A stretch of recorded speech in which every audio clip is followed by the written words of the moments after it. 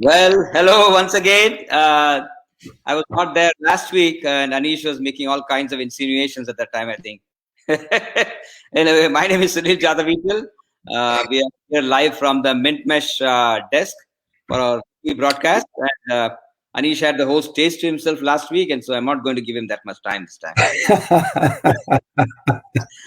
Well, last week was interesting. Last Wednesday, multiple reasons. One, there were scores of festivals all lined up, and probably on the same day or the day before, and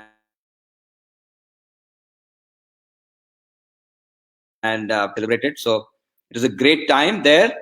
And greater still was I had a vaccine shot the day before on Tuesday, and Wednesday I kind of laid low.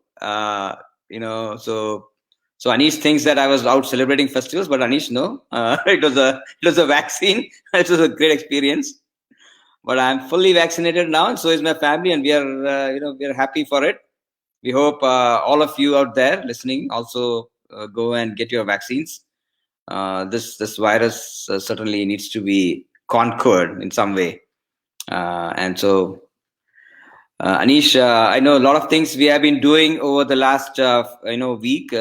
Great progress for sure on the product, and greater still is on the sales and marketing front. And I'm sure you got a lots to share there. And go ahead. Yeah, you're chomping at the bit. Yeah, I was going to ask you, Sunil, before we get into the update. I mean, how are you feeling now? We don't meet in person a lot these days. We are both vaccinated now, so we'll do that more often. But how are you feeling now after the second dose, and how's the family? And share some of your reactionary experiences with the audience, because maybe somebody's on the fence, but they still need to do this. Oh, I mean, I'm feeling fantastic right now, and I'm feeling safe and well protected. Thankfully, due to the vaccine. Of course, we still maintain our social distancing and mask mandates here at home while driving or outside. But yeah, for anybody out there on the fence, go ahead and take the shot. I mean, the day when I took the shot, I did not feel anything. The next day, my arm was a little sore. I had a little bit of fatigue, and pretty much slept for long hours, and that's why I was missing on the call. But pretty much after I woke up at the end of that session, it was, it was beautiful, man. I felt, really fine, and I'm feeling really well now. No issues. Absolutely, I'd say anybody who wants to get a vaccine, go out there and get it. It is really helpful. Great, fantastic. No, that's good to hear. I think in India, since most of our team happens to be in India, and given our own heritage, we being both from the Indian background, we're very interested in what's going on in India. And now from May 1st, the Indian government is opening up vaccinations to anybody in India above 18 years of age, which means that our team now can get vaccinated as well. And hopefully and surely and slowly, hopefully by end of Q2, our team gets vaccinated, Sunil, and then maybe we can, as the restrictions are lifted a little bit, we can get everybody back to the office. We can go back to our office here, and it'll be back to business as normal. We're talking about business as normal. That is one thing that's not with our business, because our business is not normal, man. Our business is booming. We continue to get inquiries from clients. Ajay is not on the call today, but we keep on releasing new features every week. The work that we're doing with our current clients, they keep on getting these updates, right? Some of them are on the back end, some of them are on the user interface, but not any major steep learning changes, right? So it's all working out for our existing clients. They are seeing the value. So our existing clients are getting new updates, new features as and when they need it, but pretty much a weekly sprint. I mean, that is awesome. And I think that is one of the advantages of being a nimble company. In addition, we are forming new partnership and reseller and referral agreements in the US and other countries. We're getting a lot of interest from resellers as well to represent us in those geographies. and we are open to partner with the right company to take us to the next level and to help us scale. So that is going on as well. Like I mentioned last time, we are hiring. A lot of hiring is going to happen in India. We are increasing our team size 300% by end of this quarter. So if you have any interest in joining our product development team, we're looking for Python developers, data scientists, testers, technical architects, engineers from the EPC sector. We'll be hiring them in Bangalore. If you have any interest, reach out or send your resume at careers@mintmesh.com. And here as well, we are hiring in the US people in the digital marketing space. Same email address. If you're interested, send your resume to careers@mintmesh.com, and we'll sure be take a look at it and get back to you one way or the other. So, all in all, we are growing in employee size because we are seeing so much demand from the market. Our clientele is growing, and we are forming new partnerships. Actually, we are also creating a new integration with a software company that is very interested in bringing us on board to their 100 clients that use their software today, because the feature that we have, the technical bid evaluation feature, does not exist anywhere the way we do it using artificial intelligence and machine learning languages, right? So our solution helps engineers accelerate the technical bid evaluation work, where any engineer wants to compare supplier offers against each other and against the technical specifications as documented in the data sheets for the items that you procure in the oil and gas space, power space. That's exactly what we do. Our benefits 30% and higher per MR in terms of time saving. So if you are looking for operational efficiencies, if you are trying to reduce your cost, if you are trying to do more work with the same number of people, you need to reach out to mintmesh.com. If you have any sales inquiries, send a note to sales@mintmesh.com. If you would like to watch our demo, please visit mintmesh.ai and click on watch demo on the right hand top corner, and you'll be able to watch the entire demo of the technical bid evaluation module. And we are very excited about how things are moving forward. Sunil, Ajay, you, me, we meet every day as co-founders, and there's so many stories that we have to share. It's so much fun. We have our ups, we have our downs, but more ups now. And it's really looking great, man. Onward and upward, as we always say within Mint. Absolutely. Anish, and I know you touched on the value engineering piece of this.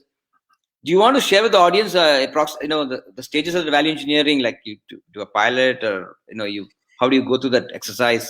And I think that's a great point, right? I touched upon this last time, and there's no harm in repeating this a little bit, right? So our core principle, one of the values that we have for our company, is to provide value to our clients, right? Now, we have our point of view of how we can provide value, but when we are interacting with clients, they want us to prove that value, right? So the way we prove the value out is by engaging in a quick pilot, where we will be taking your data, your data sheets, your material requests, and uploading them into our solution and showing you how this will work for you. We have mentioned this several times in the past. We do not request, or we do not force upon our clients our process, our templates, nothing, right? We will use your data sheet templates, we will use your MR templates, and it can be different between one item to the other. Your supplier offers do not adhere to any standards either, or even if they do, we can accept those and work on it, right? So we want to first prove value to you. If we cannot demonstrate value to you during the pilot, at the end of the pilot, there is no deal. That is one of the conditions of how we select and interact with our clients. Like our clients select us, we work with very selective clients as well, and we would love for you guys to experience the value that we can deliver. Like I said, 30% minimum is the amount of efficiency gains that you can have, and it only goes up and up depending upon the complexity of the item. So if you're interested, we can do a pilot with your data, with your engineers, and we can finish the pilot within a few days, right? I'm not talking about months, I'm talking about days, a few weeks, and we are done with the pilot. You can prove the value out, and our ROI is such that your ROI will be based on an annual basis. Whatever you invest, you will recover that and many more times in the first year itself. That is our assurance to our clients. Yeah, and interestingly, Anish, the other point, I was talking to the CIO of a large oil and gas major the other day, and one of their one of his pet concerns was adoption, because they have a large ERP. I'm not naming the ERP, and they have those ERP tools to do materials management and other things. And getting the engineers to really when use the ERP was a huge task for them. In fact, the engineers, what they would do is typically do all the work outside in Excel and then just upload the results back into the ERP. It has got to such an extent that they are thinking of actually redoing some of their processes to remove the ERP from the picture. And so it is fascinating. I think that is where specialized applications like ourselves and many others in the market. Of course, there are other companies doing other things. They all come in where the days of the large ERP doing everything under the sun is over, and I think people are looking for more small, adaptable, flexible solutions that don't disrupt their business process. And that is the new way, I guess. I think it is the smart process app world which is coming in, that every process has its own smart app. And just like you'll see in an Apple or Android phone, you have lots of applications for specific tasks. They do it well. They all come together in one portal. But that's probably the way to go for the enterprises as well. And so as we see consumerization of the enterprise, this is probably going to be a conglomeration or a collection of small smart process apps for each department. Yeah, Anish, you want to say something? Yeah, what is that? Yeah, I think that's a great point, Sunil, you make, right? If you look at the consumer behavior now, we are all consumers, right? We're all consumers of B2C products. We shop at Amazon. Nowadays, if people want to buy a product, they use Amazon as their Google platform. They don't go to Google to find the best product and then go to Amazon and buy it. They just go to Amazon, do the search, read reviews, buy the product.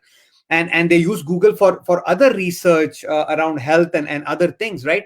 That consumerism, there's an app for that kind of mentality, mindset is forcing the behavior of any user of a system to expect speed and ease of use without training manuals required anymore to do this work, right? And the more easier it is to use, the more easier it is to adopt. The more easier it is to adopt, the more value you will see. And I think that one thing that our design principle is adoption.